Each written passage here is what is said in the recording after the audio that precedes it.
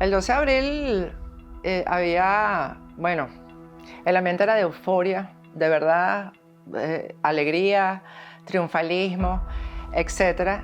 Y todo el mundo celebrando. En la mañana todo el mundo me llamaba para preguntarme si iba a ir para Miraflores porque la juramentación era hacia el mediodía, etc. Y Susana, que era una de mis escoltas, me preguntó, ¿nos organizamos para ir a Miraflores? Y le dije, no, es que yo no voy a ir a Miraflores, no voy a ir. El 12 estábamos en la mañana y ella recibió muchísimas llamadas, entraba gente, salía gente, y justo antes de la juramentación ella recibió varias llamadas para ver si ella se iba a acercar a Miraflores. En vista de esto, yo le pregunté si ella iba a trasladarse a Miraflores para, bueno, obviamente armar las medidas de seguridad pertinentes o pedir refuerzos, alguna cuestión, y ella me dijo que no, que ella no se iba a dirigir a Miraflores. Como era de esperarse, el 11 de abril el pueblo de Venezuela no durmió.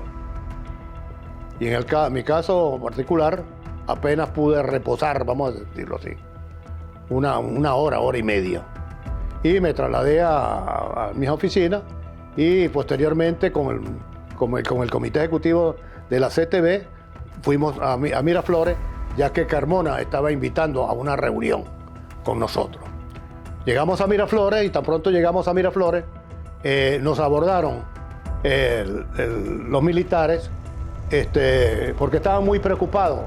¿Preocupados por qué? Porque hasta ese momento, casi al mediodía, Carmona aún no lo había recibido. Y estaban todos allí. Yo le dije, bueno, déjame hablar con él, yo le voy a plantear la inquietud y la preocupación que ustedes tienen. Pues le he dicho, ¿por qué no lo recibe? Nos reunimos el comité ejecutivo con el presidente Carmona, presidente ya, allí nombrado, y yo le solicité a él una conversación muy aparte, y donde le solicité, por supuesto, una explicación. Yo le dije, yo me merezco una explicación. ¿Qué es esto? Explícame qué es esto. Bueno, estando allí, conversando con él, en el cubículo, entró el doctor Eduardo Fernández con un celular en la mano y nos pidió excusa por interrumpir esta reunión, esta conversación, y le manifiesta a Carmona que el presidente Aznar le está llamando de España que quiere conversar con él. En ese momento yo me despedí de Carmona, le dije, bueno, le deseo mucha suerte, yo me retiro, igual que el doctor Fernández. Y me retiré de Miraflores conjuntamente con los compañeros del comité ejecutivo. Antes de la juramentación llegó Carlos Ortega a mi casa y pues nos reunimos nuevamente, agitamos las ideas y todo lo que había pasado, y Carlos Ortega me contó que había estado ya en Miraflores antes de la juramentación, que había estado con Pedro Carmona y que pues por la conversación que tuvo, por la conversación incluso que había tenido con los militares, pues ya él se daba cuenta que todo iba mal, o sea, el camino lo habían equivocado, y él dijo que se abstenía de apoyar con su presencia todo esto. Y ahí nos quedamos en la casa, éramos bastantes personas en mi casa frente a un televisor viendo la juramentación, lo vimos todo por televisión. Y bueno, el horror de aquel decreto, que desde el principio definitivamente yo no tuve necesidad de esperar que todo terminara mal para saber que aquello era un horror, y sin embargo la gente dentro de la euforia aplaudía las barbaridades de aquel decreto, de anulaciones, de violaciones a la propia Constitución. Decretamos constituir un gobierno de transición democrática y unidad nacional de la siguiente forma y bajo los siguientes lineamientos. Artículo primero. Se designa al ciudadano Pedro Carmona Estanga, venezolano, mayor de edad, con cédula de identidad número 1.262.556, presidente de la República de Venezuela. Juro ante Dios Todopoderoso, ante la patria y ante todos los venezolanos, restablecer la efectiva vigencia de la Constitución de la República de Venezuela de 1999. Y después de eso, comenzó la violación a los derechos humanos. al alcalde del municipio de Chacao, Leopoldo López, para conversar con él. Aquí lo encontramos. Alcalde, cuéntanos un poco acerca de la detención del capitán de navío Ramón Rodríguez Chacín, el ministro del Interior, en qué circunstancias, qué cargos se le imputan. Allí, aproximadamente a las 10 de la mañana, un vecino hizo una llamada telefónica, me llamó y me comunicó que tenía información cierta de que aquí había entrado Rodríguez Chacín a las 4 de la mañana. Ese día ya, bueno, viendo todo lo que estaba pasando por televisión, de todos los abusos que ocurrieron, Patricia estaba muy molesta y con las personas que estaban ahí, bueno, comentaban que no estaban de acuerdo con nada de lo que estaba pasando. Una vez concluida la conversación con Carmona, hablé con los compañeros del comité ejecutivo. Rápidamente salí y le dije a mis compañeros, esto aquí no tiene futuro, esto murió al nacer. E inmediatamente le dije, cada quien trasládese a su respectivo hogar. Y punto, hasta ahí llegamos. Ese día hubo en particular una llamada que recibió Patricia de un alto dirigente del gobierno desesperado. Recuerdo que ella comentó pues, que él estaba llorando porque tenía miedo de que agredieran a su persona y a sus hijos. Y entonces ella tomó la decisión de irlo a buscar y acobijarlo en su casa. Entonces nos trasladamos con ella a buscarlo. Y se quedó en su casa ese día. Yo siempre he dicho que la peor manera de salir de una dictadura y de esta dictadura en Venezuela es portándonos como ellos.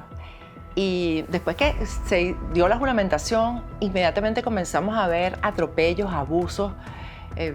Específicamente estuvo Enrique Capriles, Leopoldo López al frente de esos abusos, golpeando a los funcionarios del régimen. Yo me molesté porque los derechos humanos hay que respetarlos, sea quien sea ese ser humano. De manera que yo estoy de acuerdo con la justicia, pero la justicia no es golpear, la justicia no es atropellar. Eso no es justicia. Y cuando empecé a ver esto, que incluso lo vi como golpearon a Rodríguez Chacín, que es una persona para mí detestable, a quien yo condenaría a cadena perpetua, después de un juicio, pues me molesté cuando vi que también golpearon a Tarek William Saab y recibí una llamada que la verdad fue algo que también me ilustró muchísimo como periodista, porque se trataba del presidente del Fondo Único Social, Alejandro Andrade, quien además era una persona muy cercana a Diosdado Cabello y a Chávez. El Ministerio del Ambiente y de los Recursos Naturales, al parecer, dentro de este organismo se había conformado un círculo bolivariano. Y Alejandro Andrade me llamó llorando, diciéndome que estaba muy asustado porque ya le habían dicho que Leopoldo López iba para su casa, y él tenía miedo por su esposa, por sus 2 hijos que estaban pequeños, que tenía mucho miedo. Y un militar amigo a quien no voy a nombrar porque todavía está en Venezuela, y bueno, y las personas que estábamos ahí decidimos ir a buscar a Alejandro Andrade a su casa. Y también ahí adentro del grupo que teníamos, se decidió que a la esposa y los hijos pues se llevara a un lugar y que Alejandro Andrade se viniera a la casa. Y yo recuerdo que yo llamé a Leopoldo López y le dije, Leopoldo, esto es un abuso, no se debe hacer, no se debe actuar de esta manera, para eso está la justicia, para eso están los tribunales. Si el gobierno y los militares ya están de este lado, pues qué necesidad hay de atropellar, qué necesidad hay de abusar. Pues si no se quiere, obviamente, que se vayan del país porque tienen que responder por sus culpas, hay que cerrar los aeropuertos, pero no esto de estar golpeando y vejando, porque nunca voy a estar de acuerdo con eso, nunca voy a estar de acuerdo con eso. Bueno, Alejandro Andrade estuvo en mi casa, estaba muy asustado. Y en ese momento Alejandro Andrade, que es, digamos, el emblema de la corrupción chavista, porque eso es lo que representa Alejandro Andrade, era un hombre realmente, y lo digo de verdad, con todas las pruebas en la mano, era un hombre humilde, que vivía en un apartamento de clase media, que ni siquiera era de él, era un apartamento que le prestó Diosdado Cabello. y en Cumbres de Curumo, y la verdad no tenía una vida ostentosa en ese momento, era de verdad una familia clase media baja incluso, en ese momento, en el 2002. Bueno, se quedó en mi casa Alejandro Andrade sin ser amigo mío realmente. Yo lo que era la periodista a la que muchos llamaban y se comunicaban. Y pues ahí escuché la frase de Alejandro Andrade que para mí determinó todo lo que vino después para el país. Todo lo que vino después del 2002, encerrado en esa frase de Alejandro Andrade. De la policía del Hatillo. Vamos a tratar de conversar con él para que le explique.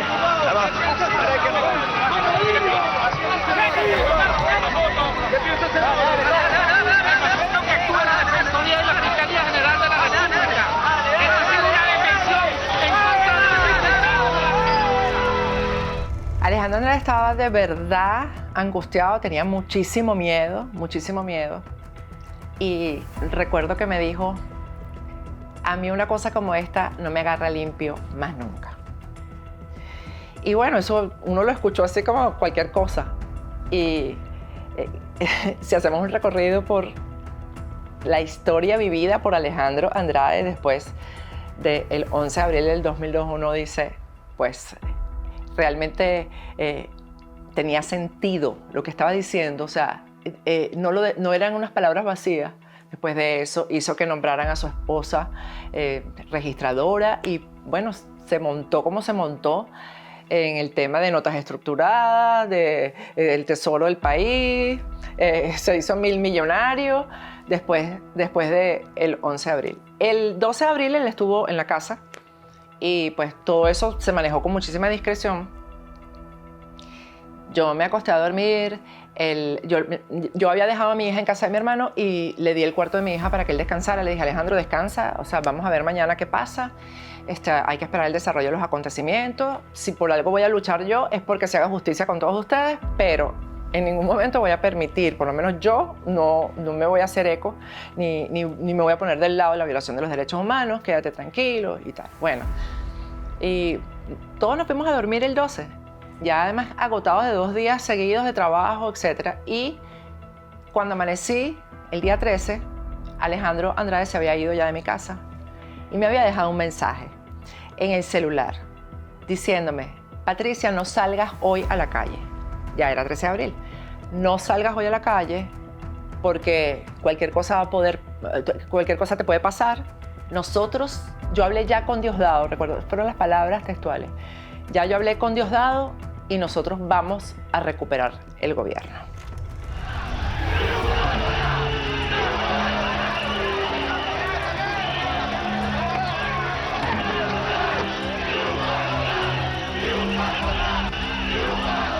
La Junta pues dejó el pelero.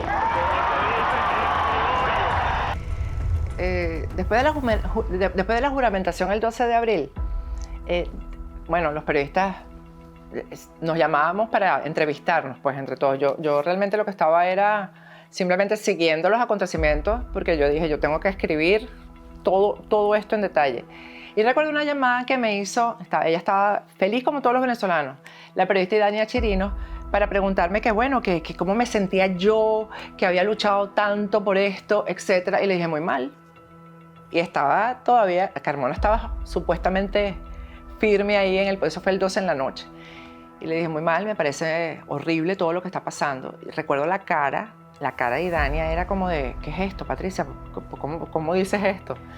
Y simplemente dije, esto es un horror el decreto, es un horror lo que están haciendo, los atropellos, y en el área militar no veo realmente que están haciendo lo que se debe hacer para sostener el gobierno.